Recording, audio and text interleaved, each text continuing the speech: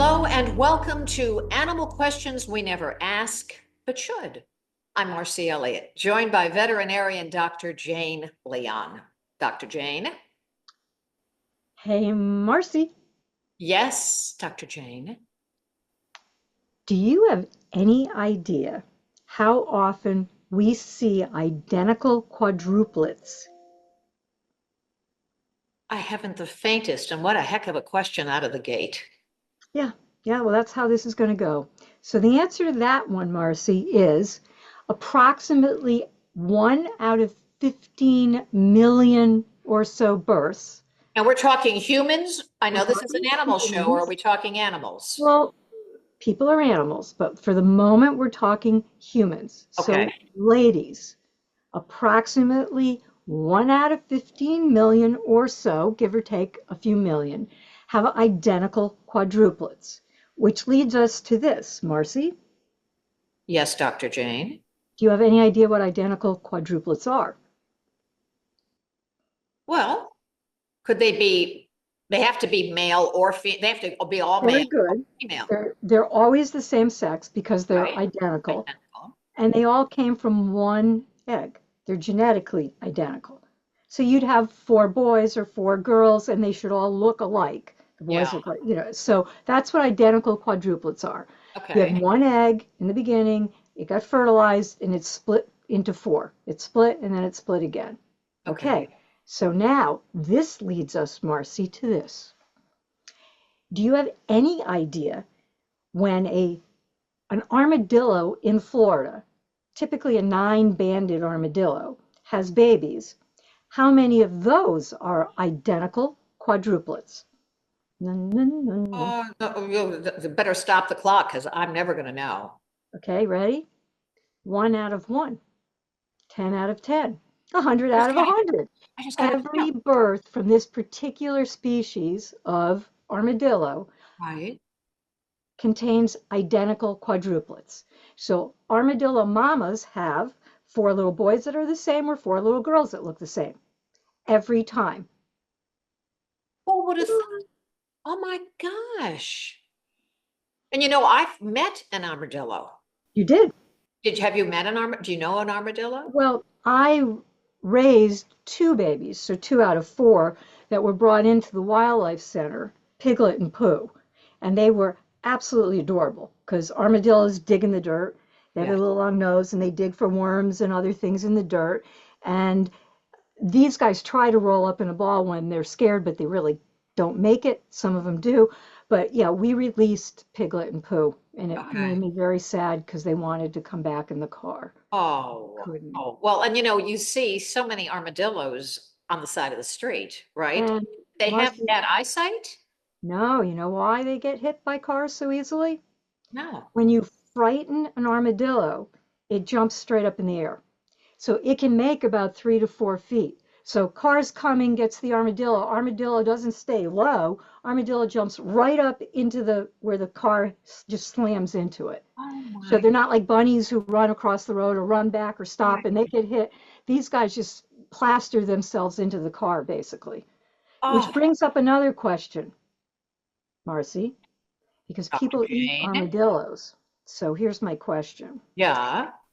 Is it safe to eat armadillos?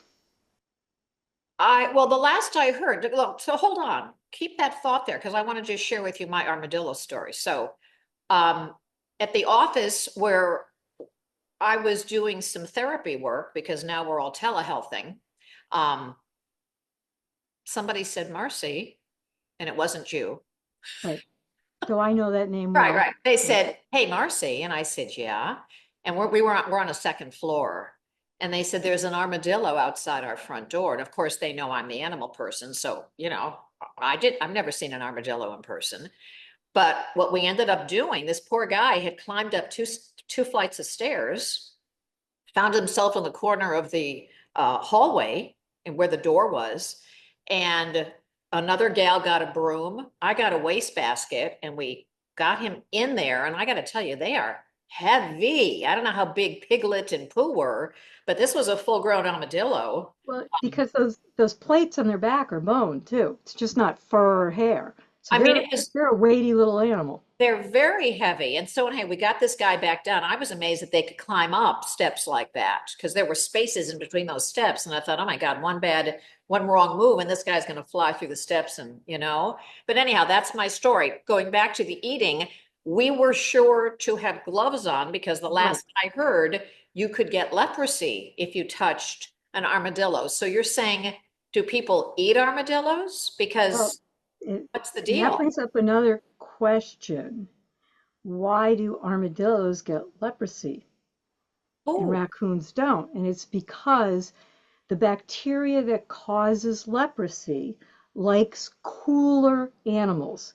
So armadillos are running like 96, 97 degrees Fahrenheit. They're low temperature, which protects them from rabies, interestingly enough, but encourages leprosy. So about last time I looked in Florida, they were saying about 15, 16% of the armadillos had leprosy. I have never seen it, but what you did was correct. Nobody should really pick up an armadillo without protective hand covering of some type. And you should really make sure you wash your hands when you're done.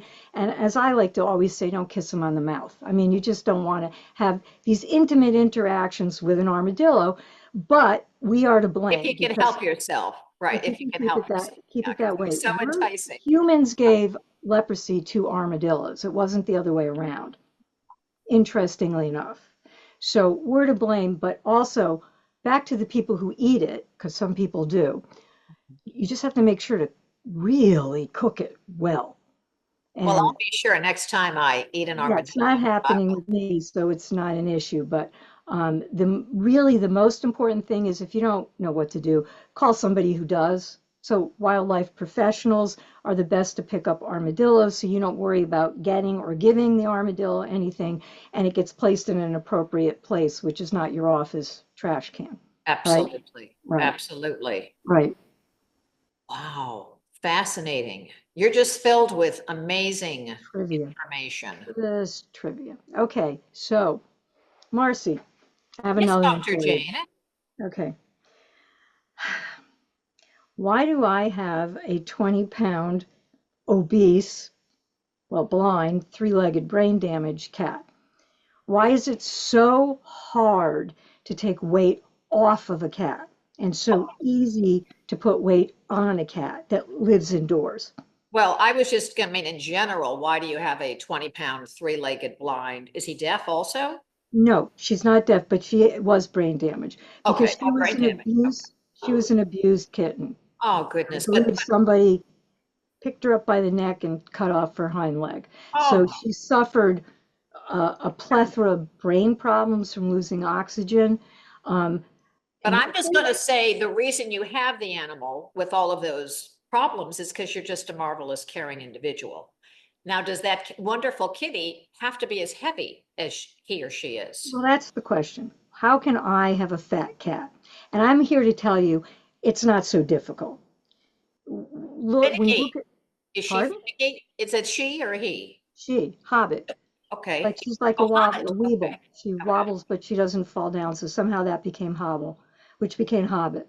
Okay. So her Hobbit, she's a pure black, giant black eyes, obese, three-legged cat who basically lives on my bed. And she will make an appearance in future segments, hopefully. Correct? Sure. Okay. Now, why is she so fat? Is it because she's finicky like every other cat is rumored to be? Why would, but finickiness you wouldn't think would cause obesity. But you're right. You're actually right. For whatever happened in Hobbit's life, she only will eat dry food, only dry food.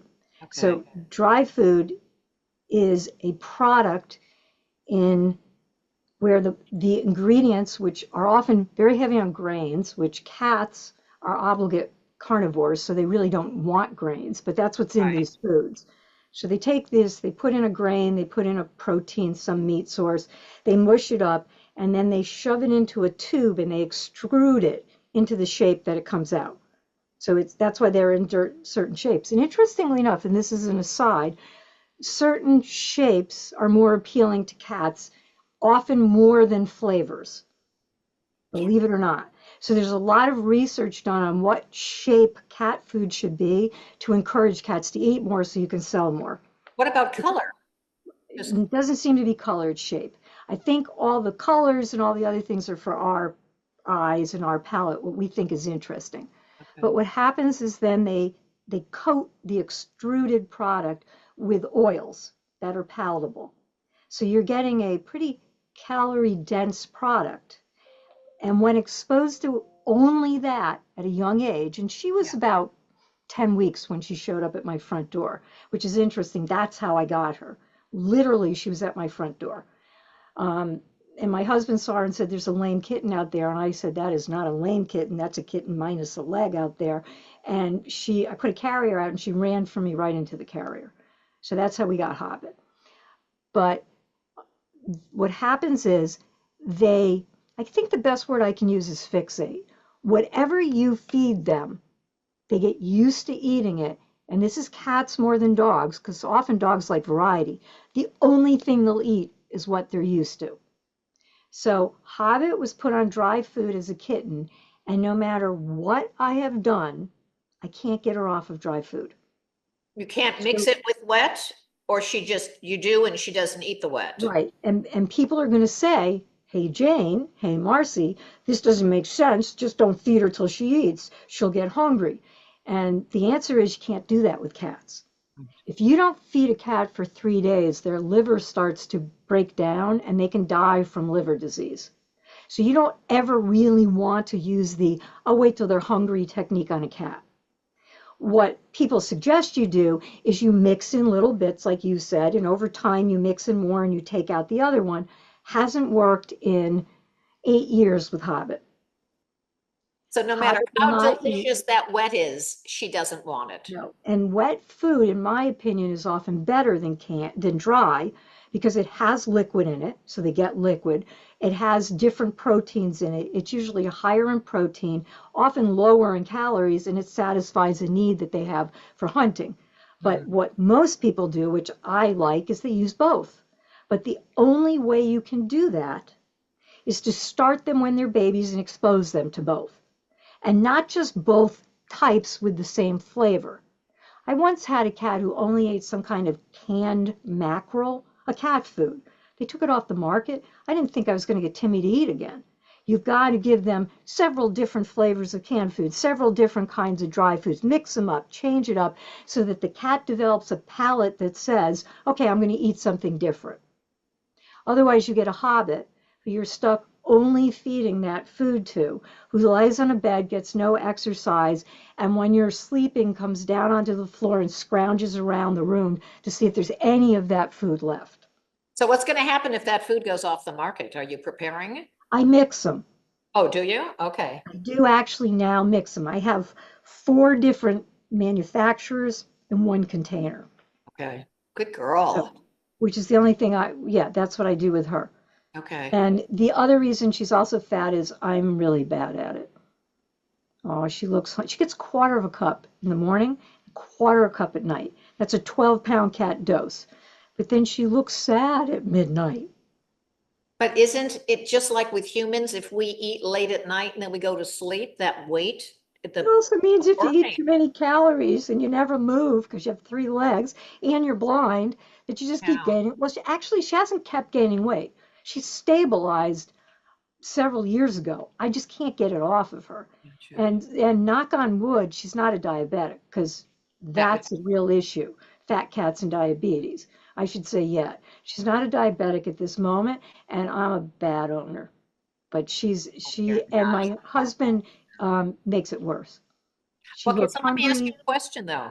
Yeah, With dogs, I know yeah. that if you're trying to have your dog lose weight, you can decrease the kibble or the canned, and you can put in fiber. You can, Yes. right? They You make can, fiber-rich cat foods.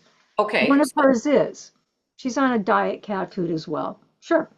But I've never known a dog in all my years to lose weight solely because they switch to a diet dog food. Usually they get very gassy from the fiber and the owners hate it. Right.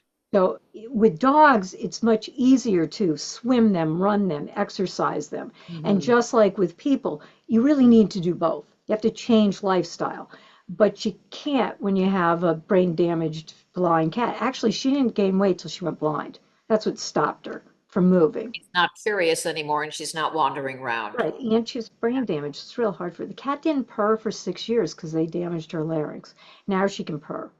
Oh, But goodness. you are right about dogs and cats. They do make low calorie, and they also make low calorie um, specific veterinary diets. So they make prescription diets as well. And they are part of the plan to lose weight. But it's usually because they're an owner like me with her, which I'm not like with any of my other animals, which is you find out that sure, they're on the diet food, but there's 12 dog biscuits a day also going into the dog Right, right. and dinner, whatever they eat is going into the dog. And green beans and carrots just don't look as good as whatever they're eating. Yeah. So, But it it's a fills them life. up. They eat it. Well, of course, and that brings me to a question for you. What about, is it true that dogs can actually eat until they die, that there's no cutoff? And that's why you got to really be careful with a dog? Is that an old wives' tale? No, yes and no. Okay, so horses are more likely to do that, which we can come back to. But there are several things you can do if a dog will not stop eating. One, Mhm. they can eat so much food that their stomach expands enough that they can end up with a condition that's called bloat. Now, bloat I know. is when there's so much gas produced in the stomach that it changes position. It can rise, it can turn. Imagine if your stomach twists on itself, can't empty, and it cuts off all the blood vessels. So, but with you can also get, by the way, just to make this more complicated, you don't have to overeat to get bloat. Any dog with a deep chest can eat, and then there's gas production in the stomach, and you can end up bloating. Though dogs can eat till there's no more room basically in their chest cavity for their stomach to expand anymore. But And I just, think, can you just for a sec, yeah. tell people what to watch for, because if they don't see their dogs taking in a whole bunch of Oh, food for a dog that that happened bloats, because I did have a dog that unfortunately got bloated, did everything I did could, you and the raised bowl and everything. okay, how'd you recognize that he bloated? He was standing, Mm-hmm. just standing Mm-hmm. and not breathing heavily, but looking very uncomfortable. And I could just tell something was wrong. He was able to get into the car. We got Okay. over to the ER. They operated on him. He came through it with flying colors. He was 14, but he just did not come out of the surgery properly. Oh, he There was was no never, crying. There was no anything really obvious, but I could tell by looking at him, he was uncomfortable. yeah. Okay. I don't know. What And do you, is that's there anything that, else to look for? well, you just raised an excellent point. Point one is it can happen at any age.